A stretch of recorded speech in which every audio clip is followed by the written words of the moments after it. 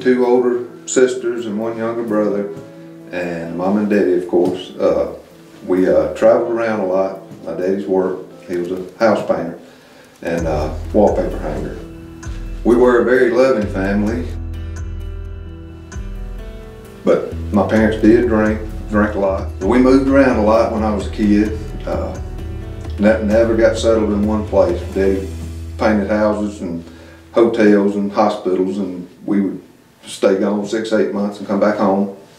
And never finished school in the same school in 1 year, which I liked back when I was a kid, because normally if we got taken out of school and moved back home, we wouldn't go back that year. We would be out to the next year. And so that we fooled around and finally moved back home and got settled when I was 13, 14 years old.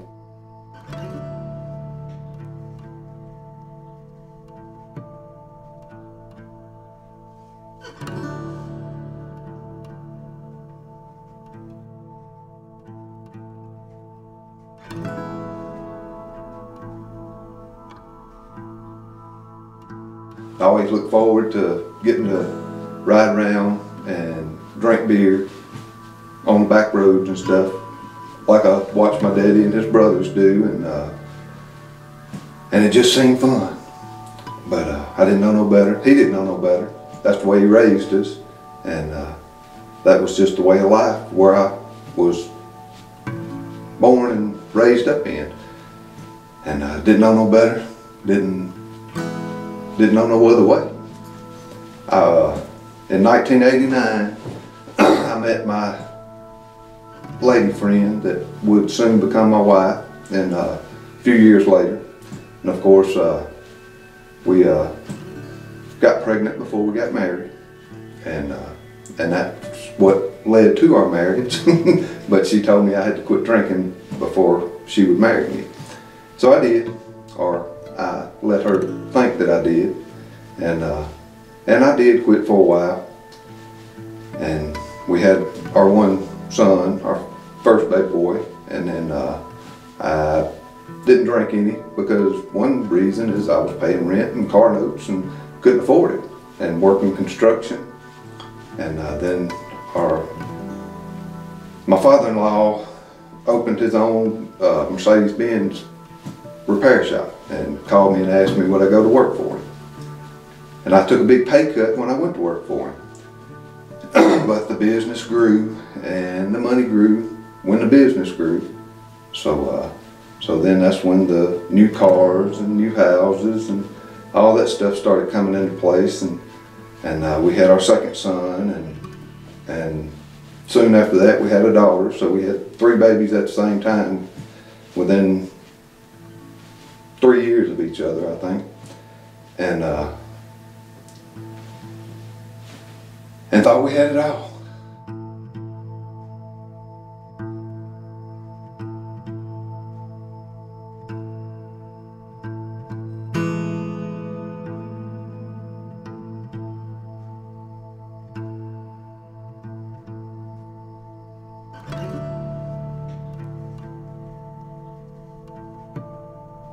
So I got back into drinking and did a good bit of it. Started off slow and got to stopping on the way home from work, getting a 6-pack of beer, drinking it on the way home, and then just progressed from there. And Mercedes hated it, and she stayed on me constantly about I wasn't supposed to be drinking, especially around the kids and stuff. So I got to where I just didn't come home much when I was drinking, and she would talk to me about going to church. Her and the kids went to church regularly every Sunday and Wednesday night, and I told her, I said, well, if I'm going to hell, all my family's going to be there, so I might as well just go too. And I know it's sad, but I didn't know nothing about church. I'd never been to church, never been inside the walls of the church unless I was doing some work or something on it when I was in construction. I got up one Saturday morning, December the 1st, 2001, and me and Mercedes and the kids were going to mess around outside, and then we were going to have a movie night. We'd done rented movies, and we was going to watch movies that night. And I was working on my truck. I was putting a set of heads on my truck out on a parking pad outside my house, and I worked on that truck all day long. Never drank nothing or nothing, and when I got the truck back running later on that evening, my neighbor come over and asked me would I take him to the beer store. And I told him, I said, well, I need to test drive this truck anyway, so I'll take you to the beer store. And I go in and tell my wife and kids that I'm gonna run somebody to the store and I'll be back. And of course, my wife gets mad at me because she knows what's coming and I don't even know. So I do. I take him to the beer store, and he asked me would I stop him by the bar. And I thought, okay, so I did.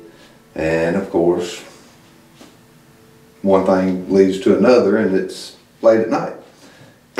And we're driving home, and I turn onto a road, and there's this car sitting on the side of the road, halfway off the highway, and I pull to go around it, and the car turns into me. It just shoots out in front of me, and I hit it. And didn't think nothing of it. Wasn't a bad wreck. Both cars could have drove away. So we stop, get out. Everybody gets out of the other car too, except for the driver. And he's sitting there in the driver's seat like he's unconscious. And still didn't think nothing about it. Thought he was just knocked unconscious. And so we go up to the house, up the driveway there, and call 911. And the law enforcement and all comes out, and the investigators come out, and ambulance drivers, and they come over and tell me that the guy driving that car is deceased, and I hit the ground. It just blew my mind. I had no idea. So the investigators look at the wreck and say, well, we can see clearly that the wreck is not your fault, but you had been drinking, so you will have to go to jail and spend your 8 hours, and then you'll get to go out and go home. So they load me up, and even this guy's sister that was in the car with him was hollering, don't take him to jail, it wasn't his fault, it was my brother's fault. But anyway, they load me up in the police car and take me to the hospital and take my blood, and then take me on to jail and put me in a holding cell. Well, that night, I go to sleep or doze off or whatever you want to call it. I wasn't what I would call drunk. I was in my right mind and everything, not nearly about as drunk as the way I had driven home before, but barely over the limit.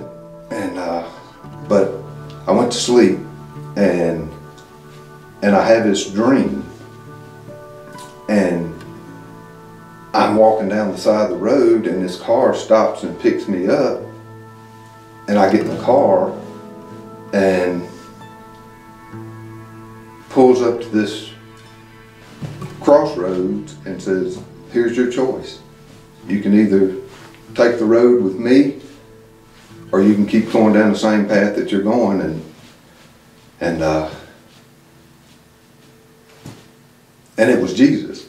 And I didn't even know Jesus. I didn't have no idea what Jesus was, I've heard of it, of course, but didn't have no idea. So, of course, they come get me out of the holding cell the next morning, and I think I'm going home because I thought I was spending 8 hours in jail. And they tell me, no, you're not going home. You're being charged with DUI death. You're not going home for a long, long time. So they put me in the jail with the rest of the other people.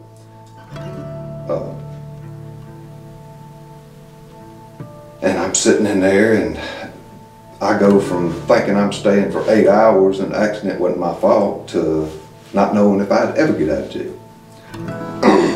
And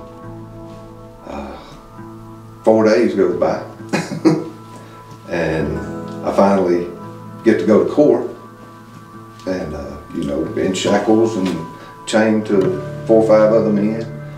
Get to go sit down in court, and the judge says, no, we're not setting bail for this man. And so somehow I go back to jail, and somehow they got me out.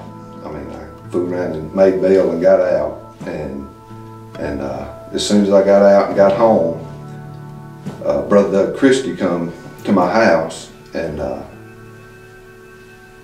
I told him what had happened, what I dreamed, and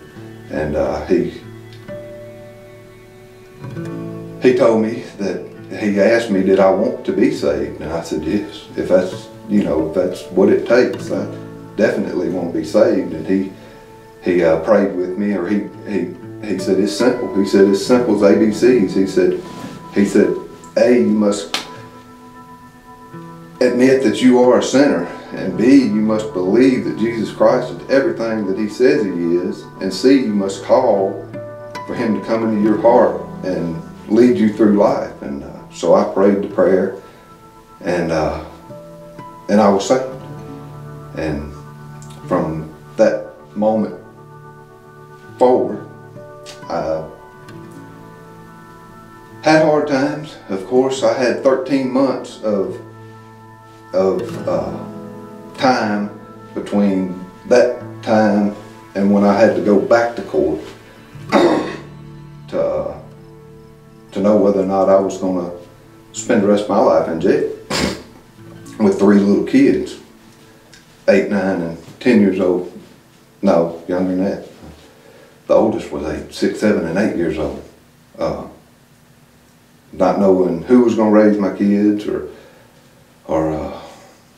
how they was going to be provided for, or what.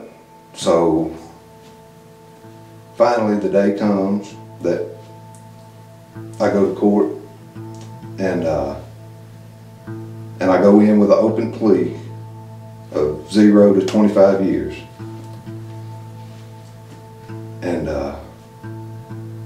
And he sentences me to 10 years, and then he suspends it and gives me 2 years probation.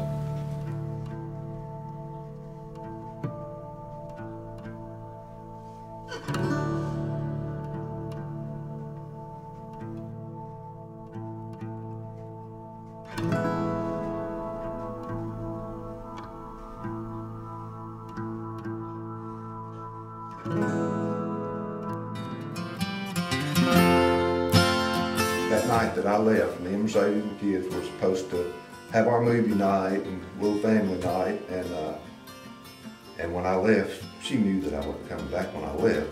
She had called my daddy and told him that she was done.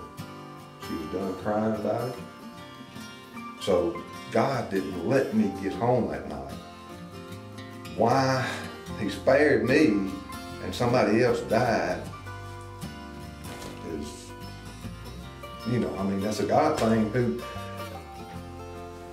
Since I got saved, I was able to raise my kids. They were still young enough. I was able to raise them in a Christian home, and life had just been way better than I could have ever imagined the other way, when I was trying to buy stuff to make myself happy, when all I ever needed was Jesus. And I was able to start serving in churches and going to churches and going on mission trips and